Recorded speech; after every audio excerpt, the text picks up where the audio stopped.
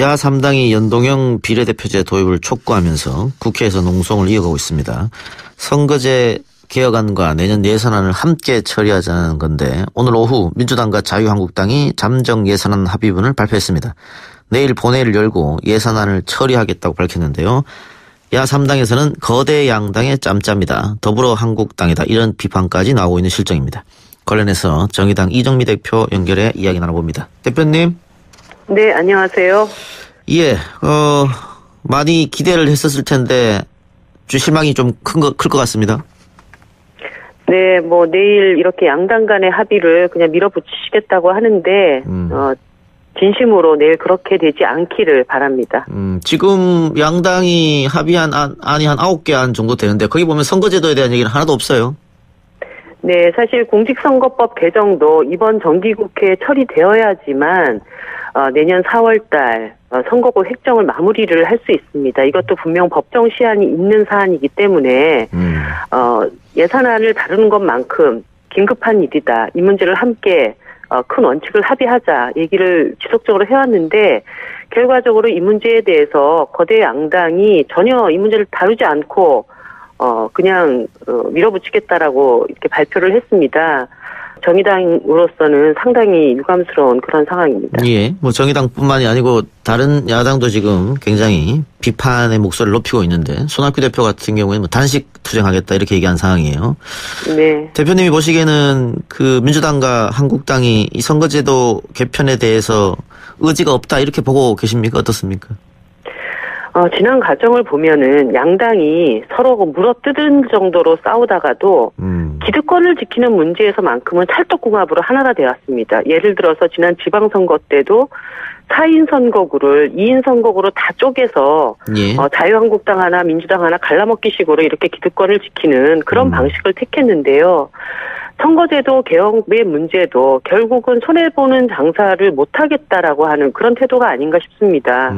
민주당은 집권 정당으로서 대통령의 공약을 충실히 이행해야 할 그런 사명을 가지고 있는데도 계속 자유한국당 핑계대면서 선거제도 개혁이 어려운 것처럼 이렇게 부정적 기류만 계속 얘기를 해왔고 자유한국당은 민주당 지지율 떨어지기만을 기다리면서 민주당 지지율이 자신들에게 반사이익으로 돌아오는 그런 과정에 기대고 있습니다. 이런 상태가 되면은 현행 선거제도가 다시 굳어지고 민주당과 자유한국당이 서로에게 기대서 적대적 공생관계로 대한민국 국회를 대결 정치의 판으로 이어왔던 이 과정을 극복하기 상당히 어렵지 않는가 이런 생각이 듭니다. 그래서 지금이라도 20대 국회 그리고 이 새 정부가 받아야 하는 사명은 정치개혁을 온전히 이루어서 이제 우리 국민들이 국회가 민의를 대변하지 못할 때마다 광화문에 자꾸 촛불 들고 나가가지고 이렇게 싸울 수 없지 않냐. 민심을 그대로 닮은 국회를 만들라고 요구하는 이 국민의 목소리에 충실하게 자신의 기득권을 내려놓고 이행해야 된다고 봅니다. 또 일면 마치 연동형 비례대표제가 기득권 양당이 무슨 불이익을 받는 것처럼 자꾸 얘기를 하시는데요. 사실 이 기득권 양당이 가져갔던 표들은 불공정한 경쟁 구조에서 부당하게 이렇게 가져온 표들도 상당히 있습니다. 한 50% 얻고 90% 의석을 차지했던 이번 지방선거의 경우도 있었고 지금 자유한국당의 경우에도 자신의 지지율보다 더 많은 초과 의석을 갖고 있는 것 아닙니까? 이제 공정한 선거 경쟁 구도를 만들어서 매번 총선 때마다 벌어지는 52%의 사표를 제자리로 돌려놓는 그런 일이기 때문에 이제 공정한 어떤 선거 질서를 또 만들어야 된다는 측면도 깊이 또 자각해야 된다고 봅니다. 민주당이 야당일 때는 연동형 비례대표제 도입하자고 주장도 하기도 했었고요. 지금 당론이었고 대통령도 대표 시절 때로 얘기했었죠. 네, 정치개혁 공약의 핵심 과제였습니다. 선거제도를 개혁해야 된다는. 그러면 그리고 어떻습니까? 민주당이 화장실 갈 때랑 나올 때랑 마음이 달라졌다 이렇게 보고 계시는 거예요? 완전히 그런 모양새가 된 것이죠. 100% 연동형 비례대표제 말고 이해찬 대표는 권역별 연동형 비례대표제도 얘기했던 것 같은데 그건 어떻습니까? 이게 사실 이 사단이 몇 주 동안 진행된 게 권역별이지 우리는 연동형이 아니다 이 말씀을 하면서 혼선이 있었는데요. 더불어민주당이 제기해왔던 선거제도의 당론은 연동형 비례대표제도를 권역별로 실시하자는 것이었습니다. 6개 권역으로 나뉘어서 연동형 명부를 짜자라고 하는 중앙선관위원회의 안을 받아서 이거를 실시하자라고 했던 아니기 때문에 연동형 비례대표제를 완전히 실현하는 것은 우리 당론이 아니었다. 이렇게 얘기하시는 거는 이전 이야기를 손바닥 뒤집는 것과 같은 말씀입니다. 예, 그래서 제가 여쭤보는 건데 만일 민주당이 뒤집었다고 하더라도 네. 그 제도를 가지고 합의를 하자고 얘기를 하면 정의당 입장은 어떠냐고 여쭙는 겁니다. 연동형 비례대표제는 지역의 소선구제의 이 불합리한 선거제도, 그러니까 한 표만 더 많이 가져도 100% 민의를 가져가면서 국민 대다수의 의사가 전혀 의석수에 반영되지 않는 것을 보정하기 위한 방안입니다. 그렇기 때문에 연동형 비례대표제라고 하는 이 기본 원칙과 근간을 흔들어서는 안 된다. 네, 그 점을 말씀드리고 싶습니다.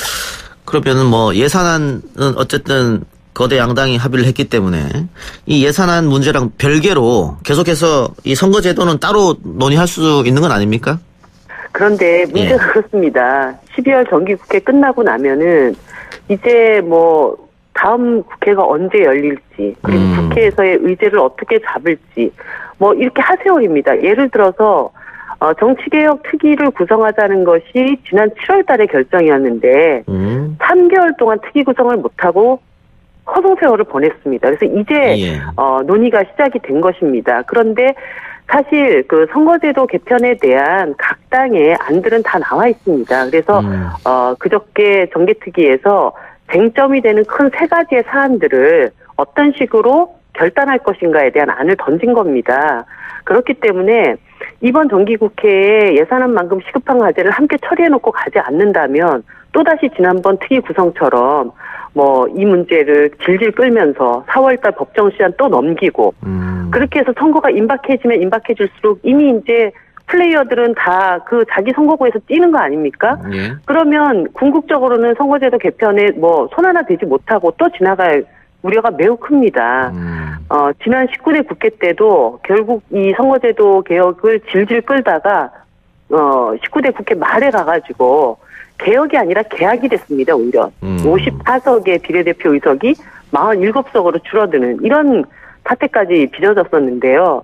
우리가 19대 국회를 반면교사 삼는다면 이번에 정기국회에서 큰 틀에서의 대원칙을 합의해놓고 이제 디테일한 안들을 12월 임시국회를 소집해서 정개특위에서 논의를 이어나가고 그렇게 해야지 이제 4월달 법정 시한 안에 그러면 지역구는 각 시도별로 어떻게 편제할 것인지 이런 논의가 진행될 수 있습니다. 그래서 이번 정기국회에서 큰 틀의 원칙을 합의해놓지 않는다면 결국은 이제 예산안 처리됐고 나는 이제 등 따시고 배부르다 이러면서 논의가 진행되지 않을 가능성이 매우 높기 때문에 저희들이 이렇게 농성까지 하면서 촉구를 하고 있는 것입니다.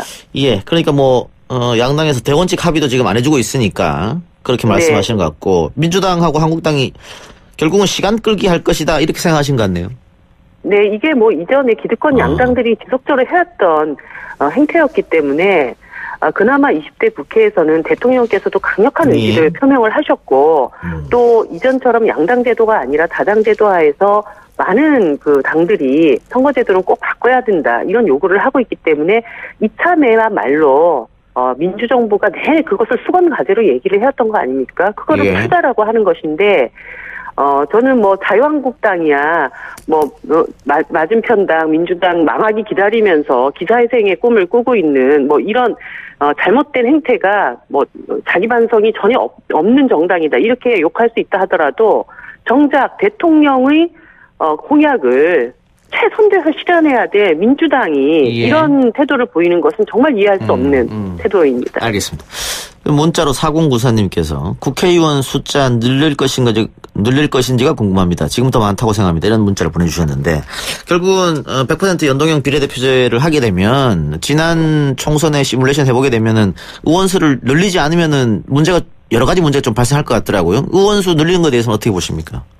의원수를 늘리지 않고 연동형 비례대표제를 하게 되었을 경우에는 지역구 의석이 일부 줄게 됩니다. 예.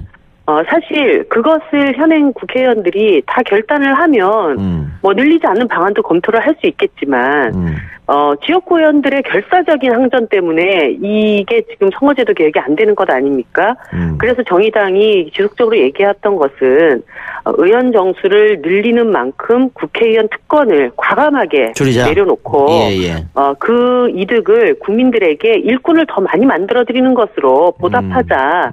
이것을 저희들이 얘기를 해왔던 것입니다. 그리고 실제 국회의원 정수가 줄어들면 줄어들수록 국민들께서는 국회의원들을 너무 불신이 강하기 때문에 자꾸 정수를 줄이자고 말씀을 하시지만 그 의원 수가 줄어들수록 국회의원들의 특권은 더 강화되는 것입니다. 그 희소성이 더 발생을 하는 것이기 때문에 그래서 의원 정수를 좀 더 늘리는 대신 세비도 묻고 특권도 과감히 내려놓고 정의당이 교섭단체 되었을 때 그 과정에서 국회 특수활동비를 없애지 않았습니까? 이러한 개혁들이 더 속도를 낼 수 있다라는 말씀을 드립니다. 예.